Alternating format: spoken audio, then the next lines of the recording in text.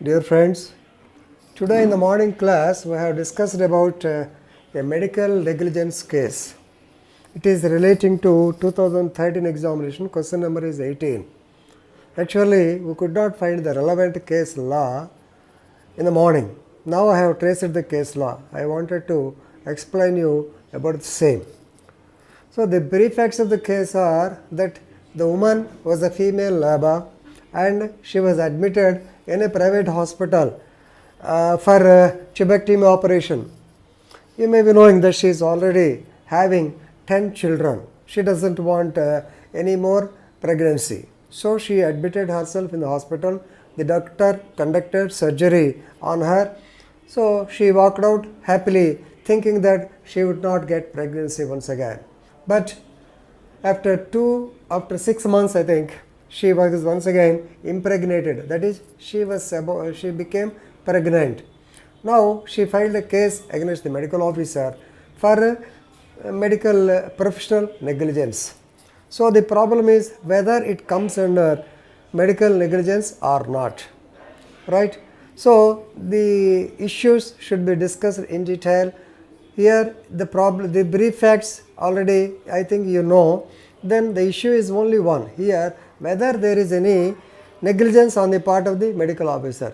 And the second issue is, since it is a private hospital, definitely whether she is a consumer or not. Here you can very well say that she is a consumer because she has paid the money for the sterilization operation, since it is a private hospital.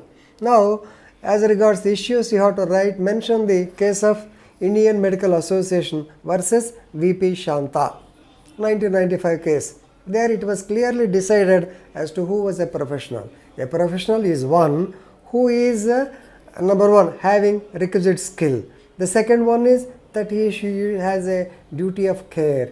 The third one is he has to use his skill in a reasonable way. We cannot expect the highest level of professional competence for him, but he has to act in a reasonable way. That is, as any ordinary medical practitioner does.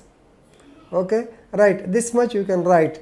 So there they have defined, they have differentiated who is a professional and what is the profession and what is an occupation, right? Then now I have traced the relevant case law. That is, already I have noted down Sumati versus Dr. Suganti. Sumati versus Dr. Suganti, 2004 it happened. So here the plaintiff Sumati, she was admitted in the government hospital Tiruchengode. Tiruchengode, it is in Tamil Nadu state. So she got herself admitted in that government hospital. Already she was having children. 2 children. She was admitted in the hospital on 10/3/1990. Right? She was operated for sterilization. That is she was operated for family planning.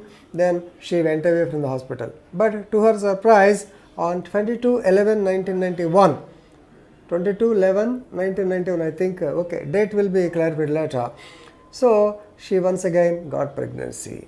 Now she filed a case against the medical officer of the government hospital that due to the surgical failure, that is due to the exhibition of the medical negligence, she was once again impregnated or she got pregnancy. Now the case went to so many levels. First she filed the case in the district forum, okay, then she went to the state commission. At both places she was a failure. The case against her was dismissed because, number one, it's a government hospital, free service. Number two, the doctor's argument is that there is no guarantee that after tubectomy operation, there is no guarantee that the woman cannot get pregnancy.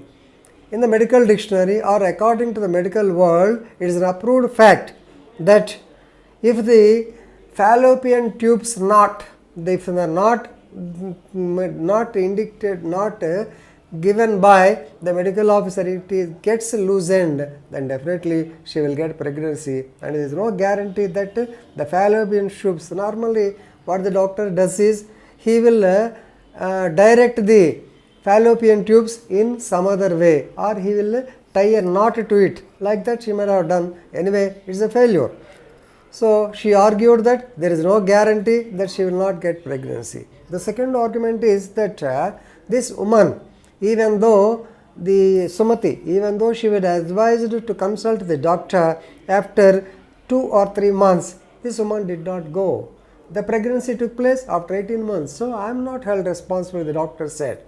So, but Supreme Court ultimately held that the doctor is definitely responsible for the medical negligence, and she was awarded 1 lakh rupees as compensation. So, in the column of opinion, basing on the above facts, since the woman has undergone surgery for sterilization in the private hospital and she had paid money, but due to the medical officer's negligence, she once again got pregnancy, and therefore she can file a case against the medical officer basing on the above cited relevant case.